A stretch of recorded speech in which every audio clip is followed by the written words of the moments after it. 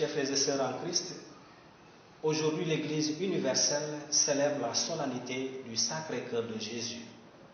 Cette fête est célébrée le 3e vendredi après la Pentecôte. Elle est aussi appelée fête du cœur de Jésus et commémore la miséricorde divine. Oui, le Sacré-Cœur de Jésus est défini par l'Église catholique romaine comme le symbole de l'amour de Dieu par lequel le Fils unique a pris la nature humaine et s'est livré pour tous les hommes. D'après l'histoire, c'est Sainte Marguerite Marie Alacoque, une religieuse qui vivait dans un monastère, qui a révélé que l'institution de la fête du Sacré-Cœur lui était demandée par le Christ lors d'une apparition privée en juin 1675.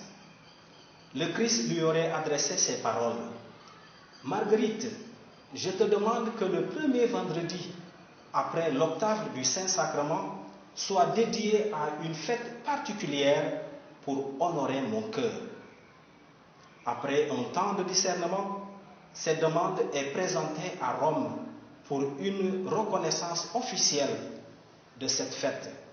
Malheureusement, cette demande fut rejetée. Et dans les années 1760, après plusieurs autres demandes, Rome finit par donner son approbation. Et le 6 février 1765, le pape Clément XIII institue officiellement la fête du Sacré-Cœur. Depuis lors, la dévotion au Sacré-Cœur est de plus en plus présente dans l'Église.